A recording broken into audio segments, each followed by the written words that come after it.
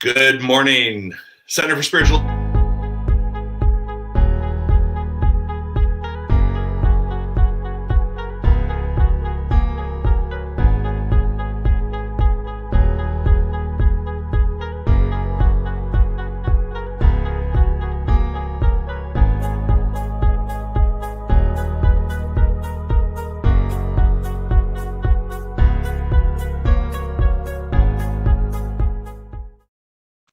Hey, good morning, Center for Spiritual Living, Palm Desert and beyond. We are so glad that you joined us this morning. So many things happening in the world over the next couple of days. Boy, it's going to be a challenge. I know it's going to be a challenge. So because of that, I have chosen to continue to embark upon Raymond Charles Barker book, The Science of Successful Living. And so let's just jump right into it, because there's this one paragraph in particular that has always jumped off the page every time I've tried to teach this. So here we go. Life is the most complicated yet orderly process ever devised by the intelligence of God. Life is rarely easy, but with right mental attitudes, it can be a creative and adventurous experience. So we're going to stop there. First off, what I like is that he doesn't have this Pollyanna attitude that, oh, everything is fine and everything is perfect and everything. No, life is hard sometimes. And don't we know that? We know that especially right now, especially the things that we've gone through over the past few months. Life can be really challenging. All right. And so I like the fact that Raymond, he's one of the few that I really like to follow in terms of teaching. He doesn't give you the Pollyanna view. He gives you say, look, yes, it's hard. Yes, there's sickness. Yes, there's scarcity in people's lives, but he teaches you that it doesn't have to be that way. So here we go. Let me keep going. Life is rarely easy, but with the right mental attitudes, it can be a creative and adventurous experience. As you acknowledge your life to be the action of God, it impels you toward greatness. Whoa. Okay, so now I can look at my life. In fact, it's really funny. I just talked to somebody about this the other day, and he had this revelation that when he recognizes himself as the activity of God, when he acknowledges that, it moves him to a greater expression. He does not feel nearly as overwhelmed or depressed about situations. He realizes that I am the activity of God, and because I'm in the action of God, it is moving me to greatness, not mediocrity, but greatness. I want you to believe that for yourself, that even though things are challenging at times, we are being moved into the direction of greatness. He goes on to say this: you move from where you are to where you want to be.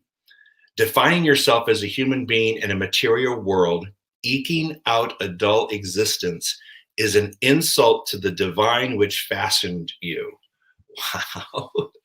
See, I call those spiritual slaps. He kind of spiritually slaps you a little bit. I love this. Defining you as a human being in a material world, eking out a dull existence.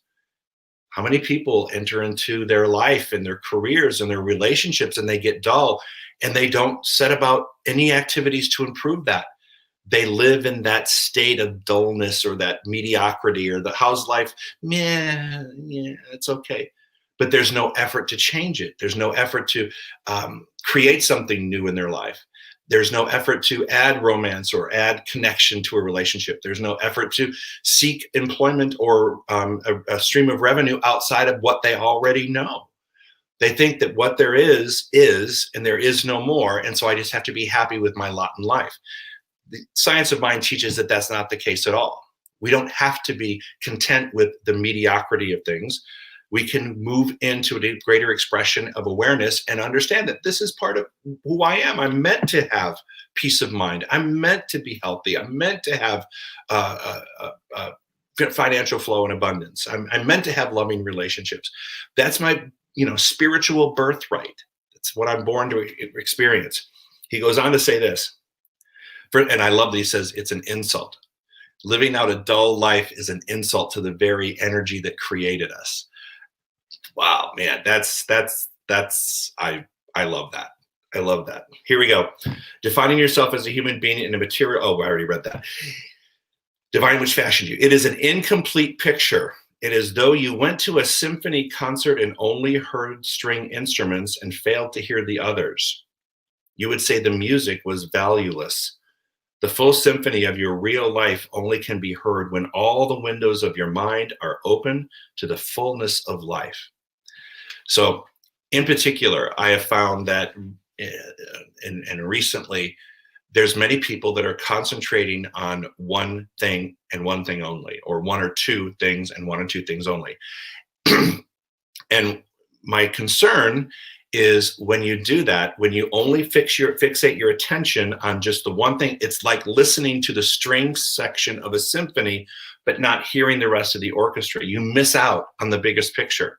Now, I understand the need to focus on things, but I also understand the need that there must be an look at the aggregate of my life and the aggregate of the direction of my life, and to listen to the full symphony, which means there are things in my life that are working really well. There are things in my life that are not.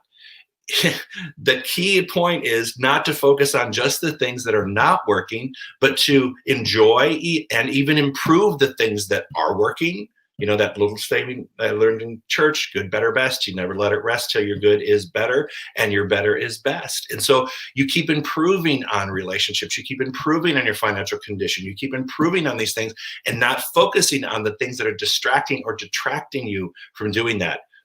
Think about it. All right. He goes on to say this. Only when body, home, work, and income are seen as phases of a larger picture does life reveal its full horizon to your awareness. Fortunately, more people in each generation are realizing that life without spiritual understanding cannot portray the full person. A new appraisal of humanity is taking place, and that is a healthy indication. So let me unpack that for us. I understand, because it's when your life feels balanced and orderly when all things are working okay. And when something isn't working, sometimes we'll tell people, oh my God, my life sucks. I don't like this. I don't like this thing that's happening. And, you know, and the one thing takes over all things. And I would say that leaves you, you're no longer a multidimensional person. You're now a person who's just singularly focused on an issue and not expanding and recognizing the greater good of all things that are happening in your world. It's a challenge to do that when you're in the middle of something. I totally get it. When you're in the middle of something, it's hard work to recognize and be grateful for something when you're not feeling right about your life. And I can identify with this. I think we all can.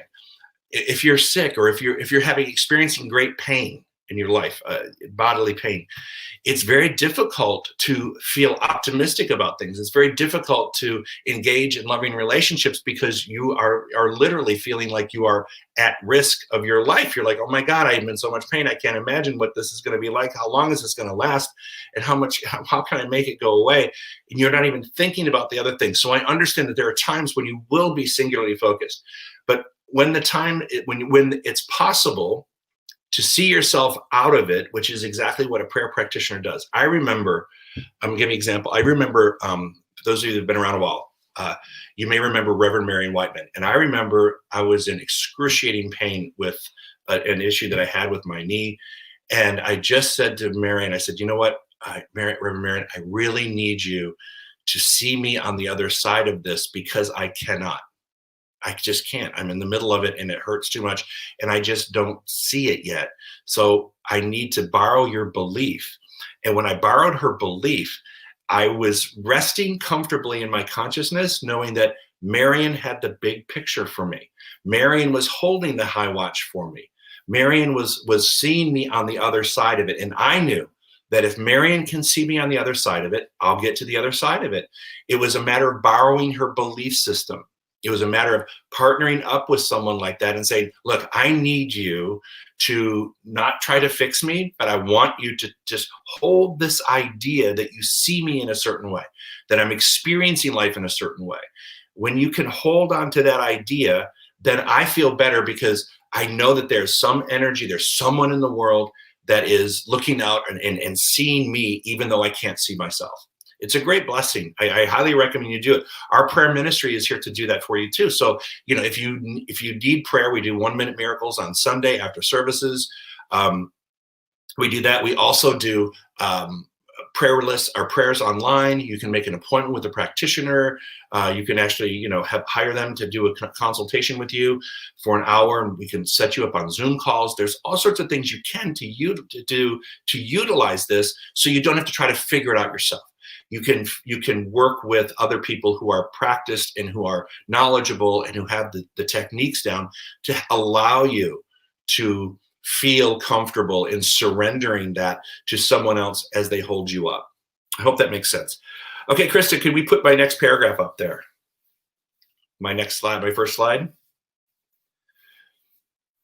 Here we go. Krista is my assistant today. Next one. Let's go for the next one. Oh, yeah, there you go. When you go to the doctor, he or she, they'll give you a routine to follow. Why don't we care for ourselves that way spiritually? So many times we will go to a doctor and they will give you, okay, you need to go home, you need to do this, this, this, and this, and you need to take this, this, this, and this, and they give you a whole list of things to do. And because they're a doctor and because you believe in what they're doing, you go home and you do it. Okay. Conversely, that's one side of your life. That's that side that says, okay, I believe them. Now, spiritually speaking, why don't we care for ourselves the same way? Why don't we set up a routine? If the doctor gives us a routine to do this, this, and this, and this, right? And we do it, right? Why can't we set up a routine for our spiritual life, for balance and order, for prayer time, for meditation time, for just taking the time to just hit pause on life and just contemplate the energy and action of God moving in your life?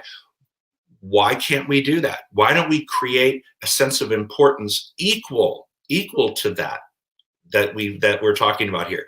In other words, the doctors and even a personal trainer. I look at a personal trainer. If you go to a trainer, they say, I want you to do this exercise, this one, and this one, and this will help you develop whatever you're looking to develop. And I'm like, okay, cool. And I'll go home and do it.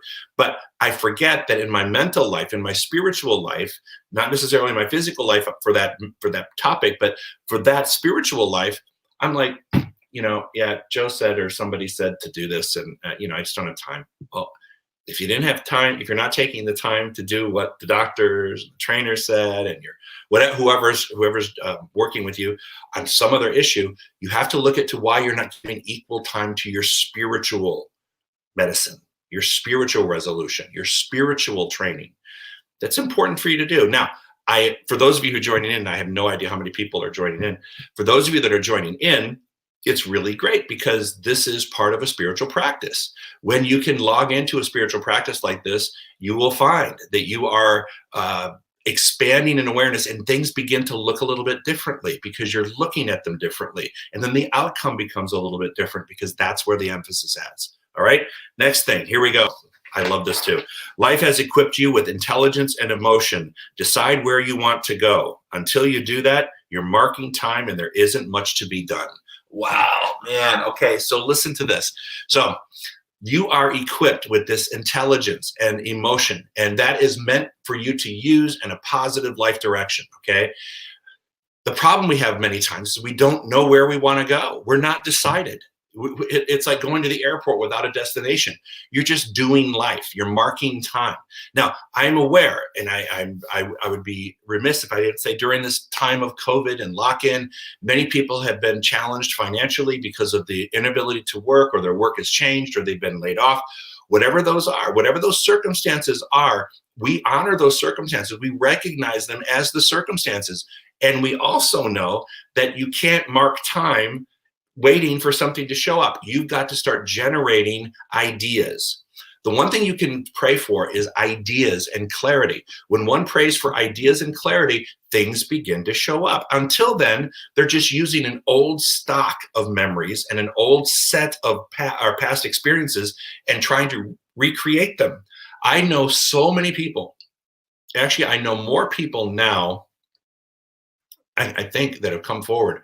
I know more people now that during this time of the whole COVID crisis, they have had to transform their lives. They transformed themselves and their careers and what they were doing.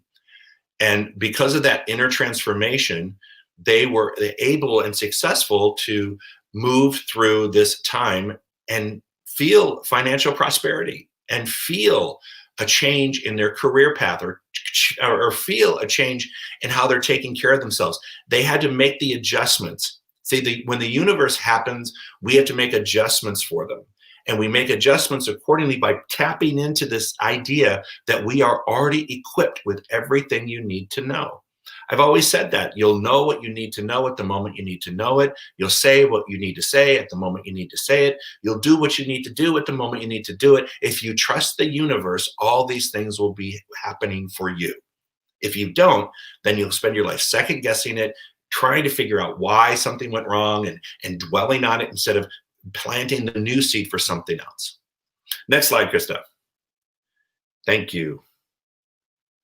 All right, hope and inspiration remain as pleasant dreams until you arrange your pattern to do something special. Now, hope and inspiration remain as pleasant dreams. He's actually being a little bit sarcastic here because it's not about hopes and inspiration. No. It's not about that. Those are pleasant things. Wonderful to dream in, right? Hope is an illusion. Doing is actually creating it in your reality. Otherwise, your dreams never become a reality, right?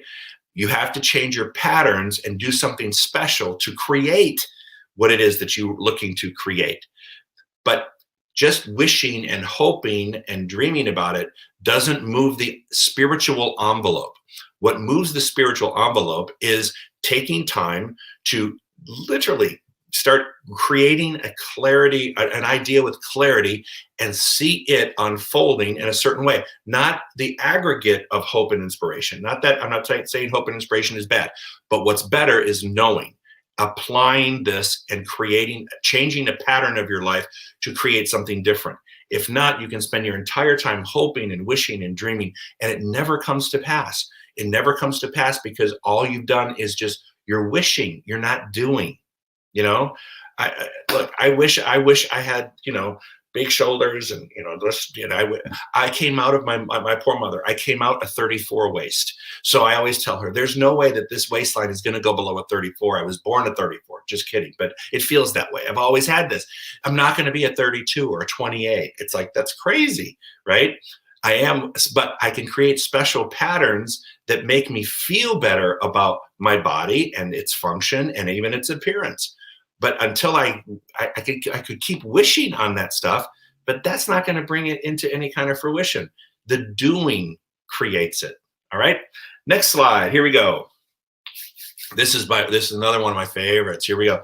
The power within you knows no defeat. It only knows expansion and unfoldment of ideas into definite form. Ew, another biggie. Here we go. The power within you knows no defeat. I do. I know defeat. You know why? Because I call it defeat.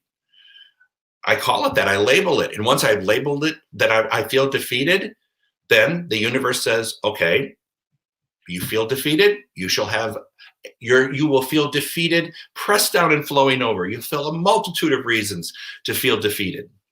The universe doesn't, the power of the universe knows no defeat. It doesn't know defeat. It just knows whatever you're in and doing is what you're in and doing. It doesn't label it good or bad. It just exists. And my labeling of it creates my satisfaction or my lack of peace around it. All right. It only knows expansion. So number one, yes, if I lose something, if whatever the circumstance is where you feel defeated, a relationship breaks up, or financially you're not able to pay your bills, whatever that is, just know that the universe doesn't know that as the end. It only knows it as something that is subject to changing. Does that make sense? It doesn't label it. It just knows it can expand it if I give it the direction to do so.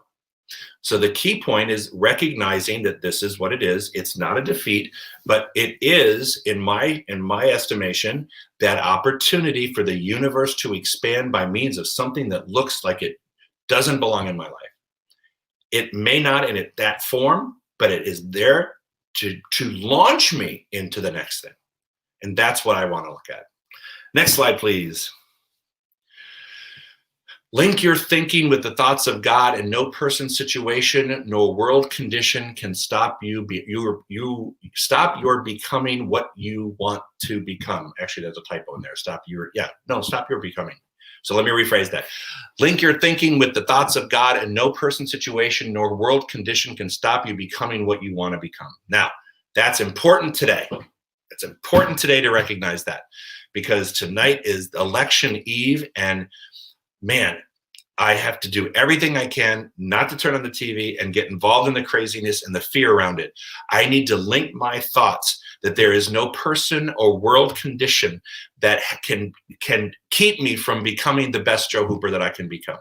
The second I yield my power to something else, it takes over and I become a puppet for it. I'm not going to be anybody's puppet. The election can go one way, it can go the other way. I have my preferences, obviously, like everyone else, but I also have to know that when I link my thoughts with those of God and that God activity, there is not a person or situation or condition that can stop me from continuing to evolve on my path. Think about that. Don't empower the next 2 days to dictate the rest of your life. Yes, there are people, someone on one side or the other is going to feel defeated and disappointed. We take that energy and we move forward into expanding our lives and the lives of others in positive ways. We do whatever we can to make that happen. This is a call to prayer and a call to action in terms of spiritual action. Understanding how we don't have to link up with the fear. I don't have to link up with the despair or the anger or the anxiety or the anxiousness. I'm making choices when I do that. And it's interesting. I mean, I've been we had a couple people over the weekend, and it was one of those things where when some certain topics came up, I said, I am not ruining this party by going down this rabbit hole. You can't do it. I can't do it. It's not going to happen. So we decided, let's change the topic. Let's talk about something else. And it ended up shifting the energy. So the energy was always up and it felt good. Because as soon as we started talking about what was going down, I was like, oh, you felt it. There was this heaviness. There was this heaviness that's happening. And we're thinking, okay, got to change that. All right. So the only way to do that is to not link your thoughts up with that. Okay. Next one, please.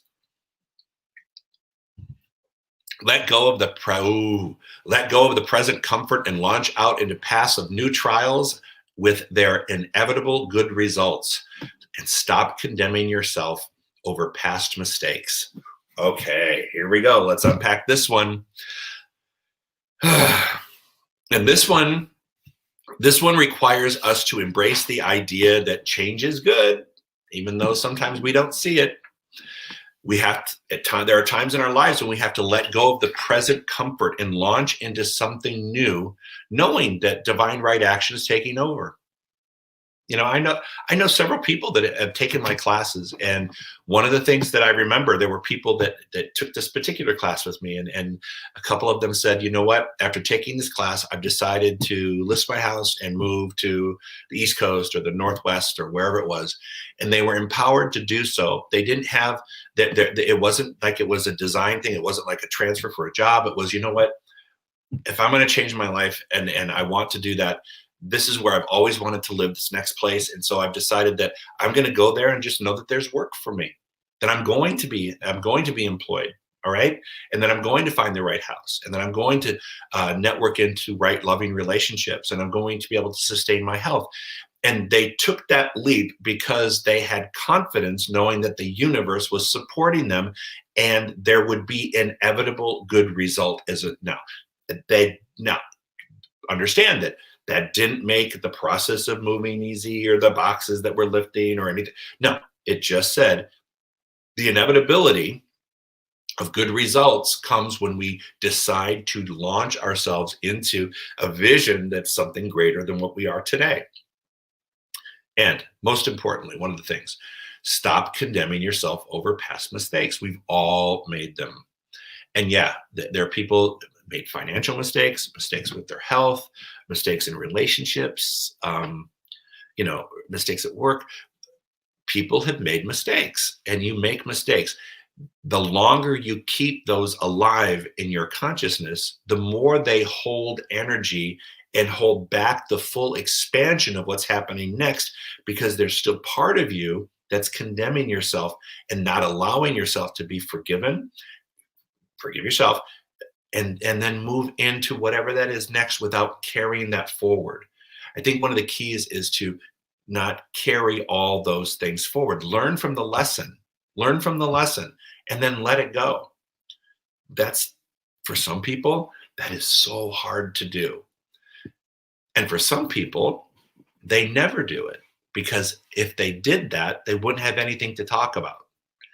When they get together with their friends and their family, it's always, well, this thing totally changed my life. And 10 years later, they're still giving you the same story and they haven't moved. Now, whose fault is that? It's you can't hold on something that happened years and years and years ago and say it has kept me from reaching my potential for the rest of my life. That's saying like God's potential is limited and I fell out of the window of opportunity. I mean, come on. That's not necessarily true. I think that you are in the window of opportunity. We're always in the window of opportunity. So don't condemn yourself over past mistakes, relationships, financial, physical, whatever it is. Just know that when I let go of my present condition and I release it, and I get to couch it the different way. When I say I let go, when I release it, you're not just haphazardly going up. I throw my arms up. Okay, God, take me, do whatever you're going to do. That's not what we do. We believe in the power of prayer and the science of prayer. In fact, if you don't know how to pray, if you think, I don't know how to pray. I mean, I know our Father out in heaven, and, Holy Mary, Mother of God, Hail Mary, all those things. That's not prayer. That's actually something rote that can get you into a place where you can begin to pray if you want to use it for that. But if you don't know how to pray, I highly encourage you to log into our website at cslpalmdesert.org or Center for Spiritual Living, centerforspiritualliving.org, and go in there, and there's under the prayer heading, click on prayer, and then it says prayer workshop or prayer class, and watch that. It's not a quick watch. You got to be dedicated to it. It's going to take a little bit of time, but you will learn how to pray the right things into your life. And we're going to cover prayer during the course of the show, but just to put this out there right away, you don't pray things out of your life. You pray the right things in. You can't pray out the mistakes that you've made, but you can pray right conditions in so they no longer have sway over what you're doing. They no longer hold power over what you're doing. So we don't pray people out. We pray the right people in. Out, the people leaving is a direct result of the right thing coming in. We don't pray illness out, we pray health in. Illness leaves automatically. We don't even need to recognize it as illness anymore because we're concentrating on our health. We pray health in, sickness leaves. We pray right relationships in. The people that don't meet the parameters of what I'm praying for in my relationships, they find an exit. I don't need to push them out. They make their way out as the right people come in and begin taking part of my life. Okay. So the same thing with finances. We don't pray scarcity out. We pray abundance in, opportunities, ideas, certain scenarios. So let's just keep that in mind, that when we stop condemning ourselves over past mistakes and we recognize the need, the necessity to move out of our comfort zone, then we'll move into the next thing and it will be greater expansion. Next slide, please. Here we go. All right. Where you are in the world of cold facts is an indication of where you are in consciousness. Let's unpack that one. Here we go. There are certain things, there are facts in our life. Facts are facts. We've created our world our world is an indication of what we've been thinking. All right. So you may say it's not chaotic. I don't think chaos. Okay. What do you talk about with people? When you're with people, are you talking about there is no chaos? Are you talking about the chaos in your life? Or are you talking about what it's going to look like? Where you are in cold, hard facts is an indication of what you've been thinking about. So I want you to look at your health, where you are in the cold, hard facts of your health. What are the facts of your health? That's very real, and it's been a part of your consciousness. So if you need to change it, you're not going to change the facts until you change the consciousness, which created the facts. Okay? You have to change the mindset, consciousness, the mindset. You have to change the mindset around it. Then it will begin to change. But where you are in the universe right now, what you have and what you don't have is a direct result of what we're talking about here. Cold, hard facts. Okay. Now, I just noticed something popped up on the screen. cslpalmdesert.org. There it is. My mind's running too fast. /prayer. Go there. And that's where the prayer workshop is. Thank you, Krista, for putting that up. Next thing, please. Here we go. Birth is always taking place where you are. Some things are being born into form while others are dying. Okay, here we go. I'm going to ask you a question. If birth is always taking place where you are, in other words, expansion and the opportunity for growth is always where I am at any given moment, some things are being born into form while other things need to die and to let go. Okay? And letting go of some of those things can be a real challenge because they're comforting, and I know them, and I can manipulate them. I can, and they're not people, but certain conditions. I can manipulate my conditions. I know what I know, and I know how to use this. It's like getting a new car. Okay, I'm gonna give you an example. I got this new car, and birth is always taking place. So technology is taking over the world. We know this, and if you can't keep up with it, you're in a mess. You're in a world of hurt, right? And so, but you put me in one of these new cars with all these fandangled things and all these little indicators and lights and buttons and all that other stuff. And I'm like, oh my God, I can't do this. Okay, now, so I just affirmed I can't do it. And then I affirm that I have trouble with technology, which I affirm a lot. So then when I'm having trouble with it and I can't do it, why am I surprised? And why do I throw my hands up in the air and go, oh my God, why is this happening to me? Why? Because birth is always giving place right where you are. And some things are being born. In other words, was there a receptivity on my part to go in and go, okay, I'm going to get this, right? Let's make this happen.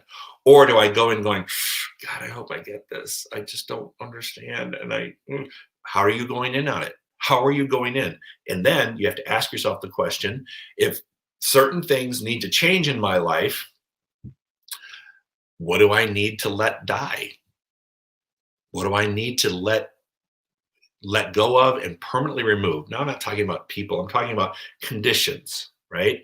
If conditions are always subject to change, and I'm always at the forefront of a condition changing, then there are certain things that I just have to let go of and let them die, let them go.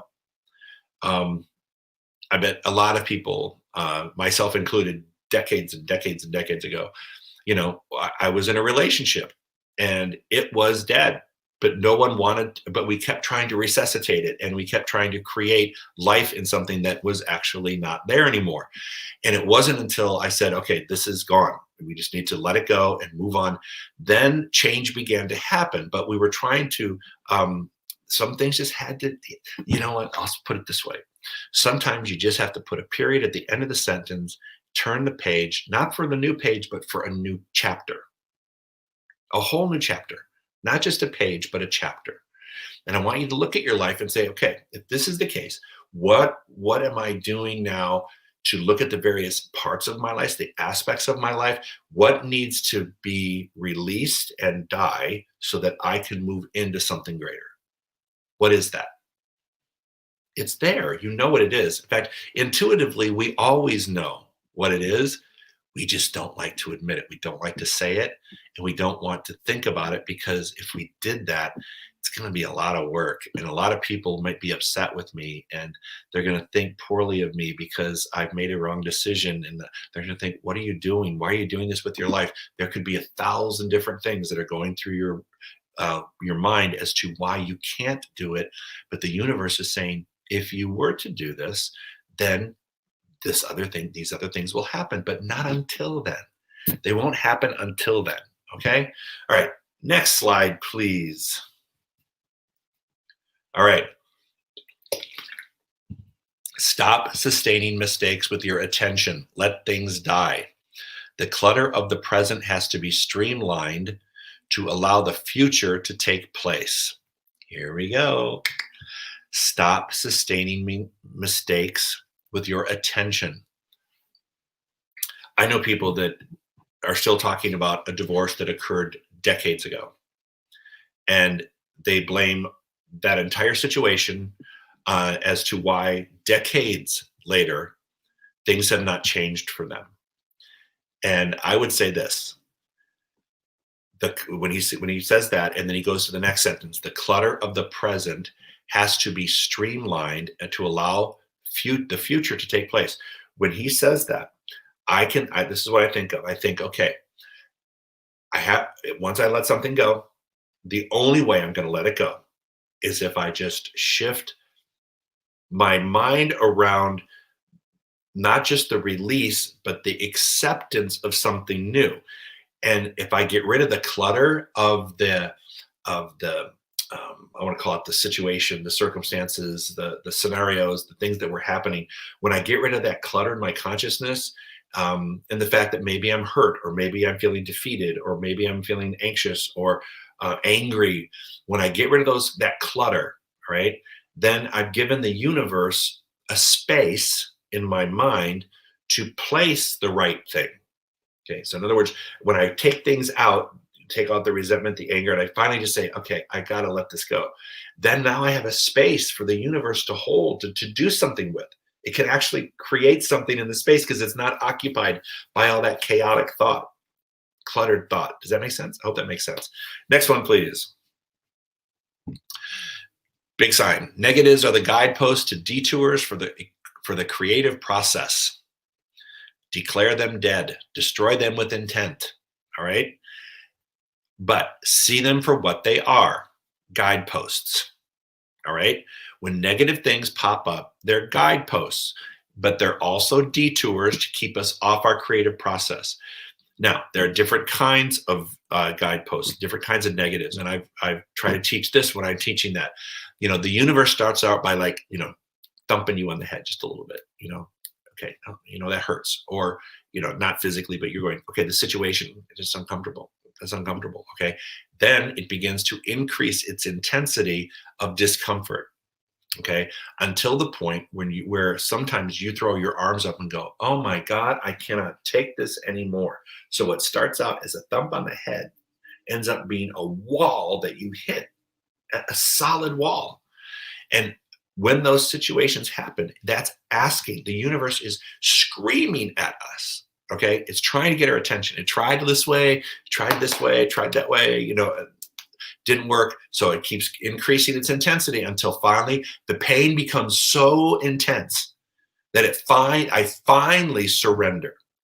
The problem I have is, why do I have to get to that point where I am in such pain, or have carried it for so long that it has, destroyed my physical body, my financial body, my relationships? That's what happens when we carry those things too long.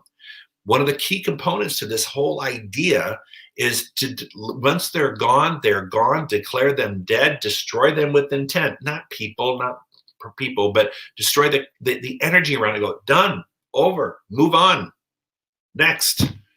And don't go back and tap into that vibration and frequency. If you haven't watched my talk from Sunday, I want you to do that. Go back and watch it. Go to YouTube, subscribe to our channel, which we really want you to do anyway, and then watch the talk. You can watch the whole service. That's one link, or you can watch just the talk. I highly recommend you watch the talk, because there's things in there about allowing ourselves to just hit the cut, make the cut, and move forward, knowing that we're divinely guided into a higher experience. All right. Next thing. Oh, affirmation page 26. Here we go. I wanted to read this to you because I love this. It's just a real simple affirmation. What's right there? Why do I need to do it? God is where I am, and a phase of God is what I want. All right. So let's just think about that for a moment. God is where I am, and a phase of God is what I want. So I like this idea of expansion. All right. I like this idea of expansion. And to do that, I have to go, God is where I am. Close your eyes just for a minute, and say it to yourself, God is where I am. And a phase of God is what I want. I want to change the phase of my life and move into something different. Okay. Before I go on, I want to answer this question. And what is the name of the book by Raymond Charles Barker that you often refer to? It is called The Science of Successful Living. There we go. I have to go backwards. The Science of Successful Living by Raymond Charles Barker. It's one of my favorite books. It's an awesome book. Raymond's the best. All right, so let me get back to this. God is where I am, and a phase of God is what I want. That speaks volumes to the universe that I'm ready. God is where I am, and universe, I am ready. And that indication to the universe, that opening of the consciousness, of my mindset, of the door, of the window, whatever you want to call it, that process, that spiritual, mental process of opening up to a different phase allows the universe to create it. Because many times we don't think about ourselves of being in a phase of God. We think, oh my God, how has this happened? Why has this happened? Right? We throw our arms up and go, God, where are you? Where are you in all of this? And God is in all of it. And it's everything that I've created in my life. So God is in all of it. All right, next slide, please. Money. I love this. Money, right work, peace of mind, health, love, and creative expression are normal and natural phases of spirit. Really? If that's normal and natural, then why at times do I feel it's everything but that way, right? Money, right work, peace of mind, health, freedom, and creative expression are normal and natural. Normal and natural. So why sometimes do I feel that it's elusive? Why do I feel like I got out of line and stepped out of line when money, right work, or peace of mind, health, they were being dished out by some, judgmental God? Why do I at times feel like it's not normal? It's not natural. Well, let me try to explain this. That feeling of it not being normal and you not feeling normal or natural, that discomfort, that actual feeling of discomfort is the universe calling you to go back into this phase clearly, concisely, with this vision of a greater life expanding so that it can unfold for you. Okay? Many times we don't do that because we say, I am what I am. It is what it is. This is God's will. No. Normal and natural phases of life, which means anything unlike that is not normal and not natural and should be changed. If I told you something that it's not natural, it's not normal, it needs to be changed, would you deny that? You say, okay, it needs to change. So when you have these negative things nagging at you, it's the universe trying to wake you up. Waking me up saying, Joe, wake up. Come on, man. There's so much of life to be experienced. Why are you in this situation? Money, right work, peace of mind, health, and creative self-expression are normal and natural. That's an affirmation unto itself. Just for you right there. Just say that to yourself. Keep that up. And then these are natural things. Universe, I'm open and receptive to them. All of these, I want to experience the natural and normal phase of my life, not anything that's disjointed. Okay, it doesn't come from somewhere else. All right, next thing. Don't wonder why things are the way they are. Look at the way you are using your conscious mind. Discipline cause, and you will have a disciplined effect. Things don't just happen, they are caused. All right, let me unpack this. Don't wonder why things are the way they are. Look at the mind that you've been using, and you'll see that you've created a lot of most everything in your life. Now, there are things like this COVID thing where you now are playing out an effect of something, whatever that is from Mother Nature or whatever that is. We're playing that out in a current reality. We didn't cause I didn't cause COVID, but a consciousness did. Remember that, because everything is brought about by a conscious mind. Okay, everything. Things don't happen; they're caused. We live in a universe of cause and effect. You can never escape it. There are not exceptions to the rule. There's only cause and effect. So if that's the case, don't wonder why things are the way they are. Just look at your mindset that created it. Excuse me. But then don't beat yourself down because you created it. That's one of the most important things. All right? That's one of the most important things that we can do. Don't wonder why things are the way they are. We created it. William says, so what are you thinking? Me? I don't know. Disciplined cause, and you will have a disciplined effect. I do know that. Disciplined mind, a disciplined idea, a disciplined approach to these things will create a disciplined effect. If I enter into this idea of spiritual evolution and recreating, transforming, changing, whatever you want to call it, improving my life, if I enter into that phase with any state of confusion or discomfort, the result will be confused and uncomfortable. But when I enter in with a disciplined mind and disciplined effort, in other words, a disciplined effect, there also has to be a disciplined effort to keep my mind there, to not slip back into those old conversations in my head that are nagging me. The key is not to do that, because when I had those old conversations in my head, I've negated the disciplined work that I've done and put forward into the universe to manifest. So I've got to turn around, go back and lend myself and take the opportunity to lend myself that opportunity to go back in, pray it back in again, set it back up rightly in your mind, right? I have to remind myself to go at this again.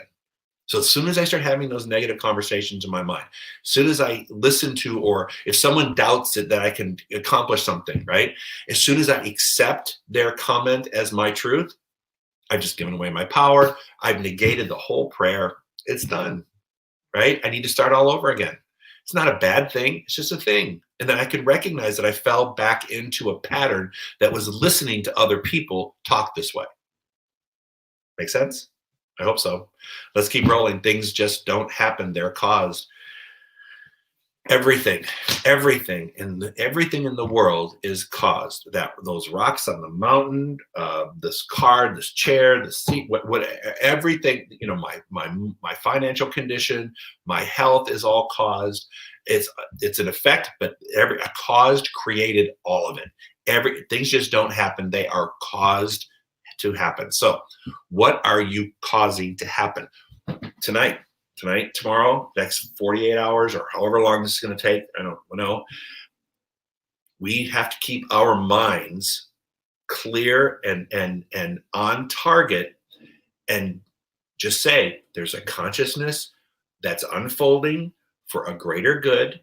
And while I may not understand the how or why it's being done in a certain way, I have to know that this cause is changing something and around us. And I'm not going to allow anything to impact my disciplined thought about how my life will be unfolding and is unfolding today, tomorrow, the day after tomorrow, and the next day. When that discipline, then it doesn't have the opportunity to encroach upon your path of success. Okay? Next one, please. I think we're going to the pathway to freedom. All right. All right, here we go. I'm going to read this to you. It's actually in the book, but I just love its expression. Here we go. I accept the responsibility of life. I now dedicate my thinking to that which I want to be and to have. I know that I have all the good I can vision. I now destroy out of my subconscious mind every negative block which prevents my demonstration. There are no more of those things. God's action in me is now complete, and I progress with right thinking. I expect results, and I give thanks now for those results. Beautiful prayer. Beautiful prayer. Close your eyes. Just close your eyes. If you're listening, let me say that again. Just to say, accept these words as your own, as a prayer if you choose. Okay? I accept the responsibility of life. I now dedicate my thinking to that which I want to be and to have. I know that I can have all the good I can vision. I now destroy out of my subconscious mind every negative block which prevents my demonstration. These are no more. God's action in me is now complete, and I progress with right thinking. I expect results, and I give thanks now for those results. Powerful stuff. Powerful stuff. This is powerful stuff. I mean, accepting your responsibility, dedicating your thinking, knowing the good you can envision, whatever you can envision can be yours. Getting out of your subconscious mind all the blocks that have kept you from doing it to begin with, knowing that God is on our side, creating and expanding for us, that there cannot be a time when God is not doing those things. And then it says, I expect the results and I give thanks for the results that have already taken place. Now, when he says that, it means that the universe, upon sealing those words in truth, okay, upon your belief of that word, sealing it in truth, then from that point on, the universe is open to create that for you, and you're already giving thanks that the results have taken place and that they're on their way, that they're coming to you, that they're not evasive, that they're not elusive, that they're out there generating themselves in the universe through opportunities, scenarios, situations where when you recognize it, it moves you in the direction of your good. Okay? Next slide, please. Pathway to freedom. Okay, here we go. This is this is kind of my mantra for this today. And not just today, but my mantra for the day. All right? Everyone is doing the best they can. Don't condemn. Mind your own business. Understand that your good is not dependent upon other people, but rather your present attitude. I can't think of a more timely thing to say than that right there. Everyone is doing the best that they can. Do not condemn people. I may not understand you. I may not understand why you're doing what you're doing. And I may not only may not understand it, I may not agree with it, but I'm not going to condemn it. It's like, you know what? You be you, I'll be me. Let's respect each other and our own opinions. Mind your own business. Understand that your good is not dependent upon other people, or rather, your good is dependent upon your present attitude. So let's spiritually arm ourselves, okay? Spiritually arm ourselves. Spiritually gather the crest and know that we're safe, okay? And know that this is not a battle with something else. It's a battle with my own attitude right now. Everyone's doing the best they can. Don't condemn them. Just let's know that no one thing is going to, sideline my entire existence and my expansion. I'm not dependent upon one person or people. What I am is I'm dependent upon my present attitude. And when that's right, my world looks right. When my attitude is right, my world reflects that it looks right and is right. Okay? That doesn't mean things aren't wrong, but my attitude around it is right. And so I can deal with it more effectively. It doesn't live there, right? All right. All right. Last one for the day, because we're running out of time. Here we go. Page 28. All right. I'm going to do this closing paragraph, and then we're going to be done for the day. Power is where you are and what you think. Love awaits your distribution of it. There are no hindrances to self-advancement except those which abide in you through your own wrong acceptances. God wants you to be what you want to be. Powerful stuff. Here we go, unwinding it. Power is where you are and in what you think. Love awaits your distribution of it. So the power is within me, and there's a love within me that's waiting to be distributed. In other words, waiting for me to convey it, waiting for me to share it, waiting for me to be of service to other people, or whatever the situation is. Love awaits my distribution of it. It's mine. All right. There are no hindrances to self-advancement except those which abide in me.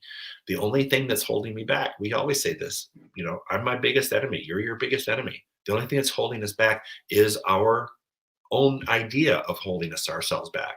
It's not anyone else doing that. It's our idea and acceptance of those ideas. All right.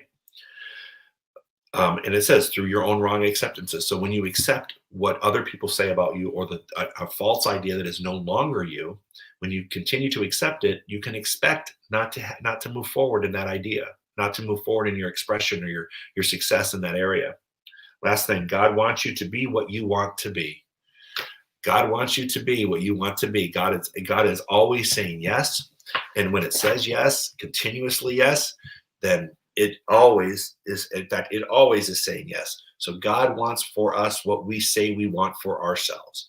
And what we say every day is our mantra, and how we are putting out into the universe that which we are ready to receive. So in the next few hours, the next 24, 48, 72 hours, however long it's going to take, over that period of time, watch what you're saying and watch what you are putting out to the universe to attract into your experience. And don't participate in conversations that will bring you into that space don't put yourself into the boiling pot with someone else. Don't jump in the frying pan. Stay out of the fray, stay out of the fire. You don't have to jump in on the conversation. You don't have to pile in. That's not spiritually required or necessary. Just let's keep our attitudes where they belong. And then no matter what the outcome is, we will be okay. We will expand. We will express, and you will continue down your path of goodness. All right. All right. So that's it for today. And we'd love for you to continue to donate to our center. There's something on the screen that will tell you exactly how to do that. You can click there. It will take you right to our spot. Thank you so much for your continued financial support. We're just very grateful that you tuned in, and tell your friends and share this link, and let's get even more people to show up on this experience so that we can begin to really move the envelope for greater good in our lives. All right. So again, thank you so much. We are full schedule this week. So every day at 10 o'clock. All right. Every day at 10 o'clock, there's something going on, and it's time for us to share. All right. Have a great day. More power to everybody. God bless you. Thank you.